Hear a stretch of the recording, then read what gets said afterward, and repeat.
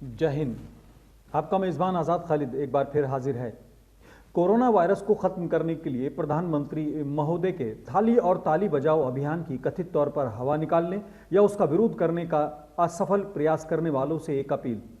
बेहद आधुनिक और ताकतवर देश चीन में हजारों लोगों को मौत की नींद सुलाने के बाद इटली और दुनिया के कई देशों में हजारों लोगों को बेदर्दी से मार चुका कोरोना वायरस जिस तेजी से दुनिया के लिए खतरा बनता जा रहा है, उसको देखते हुए भारत के यशस्वी प्रधानमंत्री आदरणीय नरेंद्र मोदी ने कल सुबह यानी 22 मार्च को जनता कर्फ्यू और अपने घर पर ही रहकर थाली और ताली बजाने का ऐलान किया है।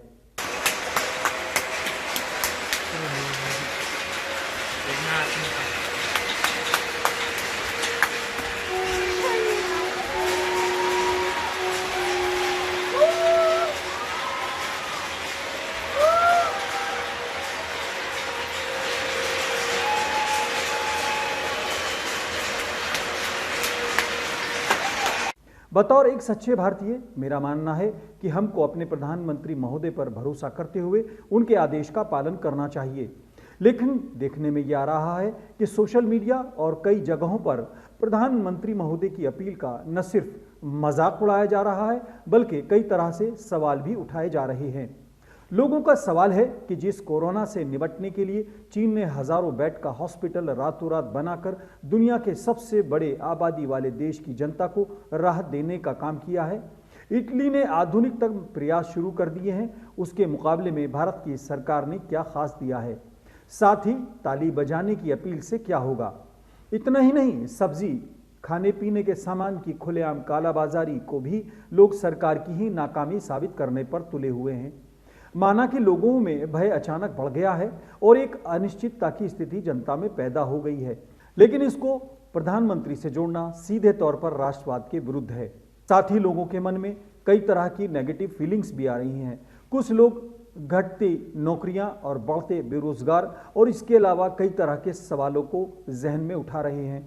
कुछ लोग तो यहाँ तक कह रहे हैं कि दिल्ली में और उत्तर प्रदेश में 2 ही महीने के दौरान सैकड़ों लोगों की मौत होना दंगों में अपने आप में बड़ा सवाल है। लेकिन हमारी अपील है कि इस तरह के नेगेटिव ख्यालों से मन को साफ करें और प्रधानमंत्री महोदय का साथ दें। साथ ही हमको हर समय राजनीति और विरोध से भी परहेज करना चाहिए। भारत को विश्व गुरु बनाने का नारा देने वाले प्रधानमंत्री के सपने को क्या आप सच होता नहीं देखना चाहते?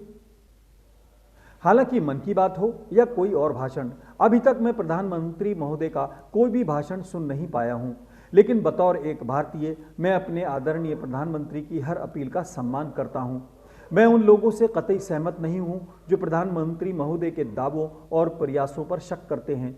भले ही 100 स्मार्ट सिटी बनाने का प्रधानमंत्री महोदय का सपना पिछले 5 साल के कार्यकाल के बावजूद अभी तक पूरा न हो सका हो, न ही आपको एक भी बुलेट ट्रेन जिसका उन्होंने वादा किया था दिखी हो, लेकिन 18-18 घंटे काम करने वाले हमारे प्रधानमंत्री के प्रयासों में कहीं कोई कमी मुझको नजर नहीं आती।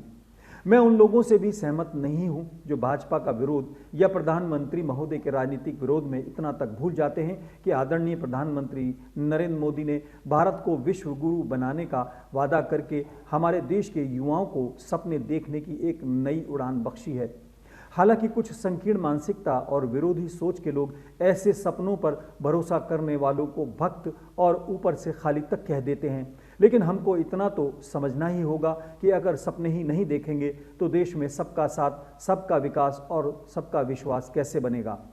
तो जनाब, हम बात कर रहे थे कोरोना वायरस को ख़त्म करने के लिए रविवार यानी 22 मार्च 2020 को सुबह 7 बजे से 9 बजे तक जनता कर्फ्यू और घर की बालकनी में थाली और ताली बजाने की प्रधानमंत्री महोदय की अपील की।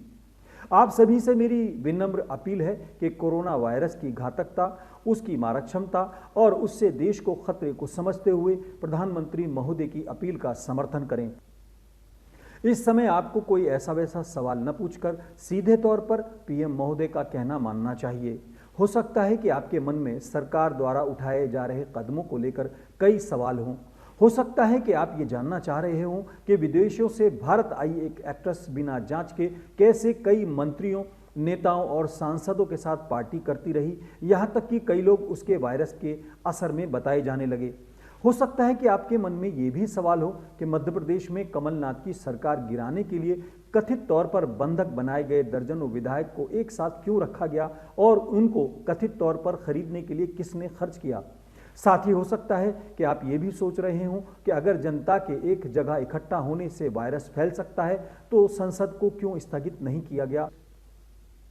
और मध्य प्रदेश में सरकार गिराने के बाद भाजपाई जश्न एक जगह इकट्ठा होकर मना रहे हैं या अलग अलग होकर। हो सकता है कि आपके मन में ये भी सवाल हो कि रेलवे स्टेशन पर प्लेटफॉर्म टिकट के दाम कई गुना बढ़ाने की वजह जनता के बिजली का बिल और कई सरकारी देनदारी माफ करने का प्लान तो नहीं। मेरा आपसे विनम्र अनुरोध है कि प्रधानमंत्री महोदय की काबिलियत और देश को आगे ले जाने के उनके इरादे पर कतई शक न करते हुए आप फिलहाल नोटबंदी, BSNL, yes bank, air India, reserve bank की लाखों करोड़ की रिजर्व राशि या किसी भी दूसरे सरकारी उपक्रम की नाकामी या किसी भी ऐसी घटना के बारे में उल्टा सीधा सोचना या नेगेटिव फील को छोड़ दें जिससे कथित तौर पर सरकार की जरा भी नाकामी का एहसास होता हो। फिलहाल आपको इतना ही सोचना है कि भारत को विश्व गुरु बनाने के लिए हमारे माननीय प्रधानमंत्री अथक मेहनत कर रहे हैं और कोरोना की वजह से पहली बार इतने दिनों से देश में ही हैं। उन्होंने जो भी अपील की है वह देश हित में ही होगी और उसका समर्थन करना हमारा राष्ट्र धर्म है। इसलिए प्रधानमंत्री महोदय की बात माननी चाहिए और थाली और ताली दोनों ही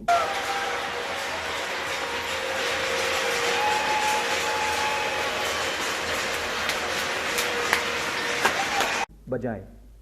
फिलहाल अपने मेजबान आजाद खालिद को इजाजत दें। जय हिंद।